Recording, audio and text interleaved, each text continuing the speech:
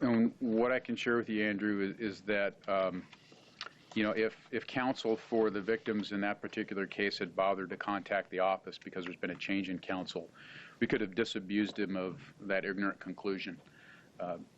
I participated in a 2.5-hour meeting with victim representatives and attorneys the evening before anything was ever communicated to the defense. And while I can't go into the details because it's still an open negotiation, we spent 2.5 hours addressing every question and concern involving the entire scope of the case at this point. So there's nothing that's been communicated to the defense that the victims were not provided an opportunity to be heard on, consistent with their rights under the Victims' Bill of Rights in our Arizona Constitution. The only other thing I'll say to is that the factual inaccuracies and the ignorance over how this case has been handled is only exceeded by the unprofessional nature of the communication from that attorney. Is there a video? We communicated to the defense a potential resolution short of trial. And that's consistent, too, with some of the communications we've had and what I've shared from this particular podium and other cases that, short of capital cases where there really isn't anything to negotiate over, we almost always will seek a resolution short of trial with the defense in order to achieve a just result. And to restate it, there was a 2.5-hour meeting the afternoon before anything was ever mentioned to the defense. So for the victim or a victim representative to assert that they didn't have an opportunity to review anything or to ask questions is completely false. The message that they feel that it sends is that police officers get special treatment. An average Joe charged with second-degree murder likely will see jail time, may not get a deal as good as the police officer may get. Is there any kind of a special consideration when you talk about a police officer in the line of duty who may have made a mistake like this? No, absolutely not. And I understand, too, at this point in time that emotions are running very high and the pain and the hurt is very raw. And so I will not fault the victim for what they feel, but from a factual standpoint, there's nothing objective to support any kind of an assertion that just because of this particular defendant's status as a police officer, that we're handling the case any differently. I mean, for heaven's sakes, we filed a charge of second-degree murder, and seeking to resolve the case in as just a manner as we can is consistent with what we do in virtually every other case that we handle. How does this happening in the act of him performing his job play into the decision that you make?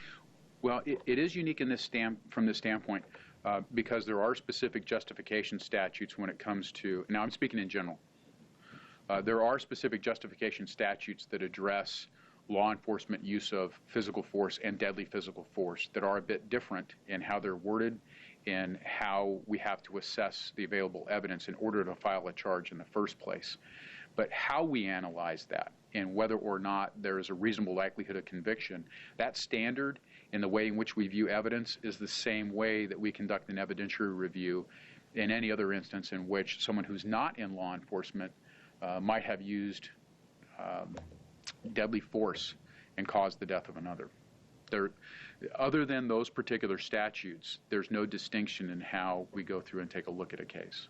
So what you're saying about the Victims Act, the first question, they should have known, they should be aware after 2.5-hour meeting of where the case stood? And they are. This particular attorney may not be, but we haven't been contacted by him, which which I think was a gross misstep.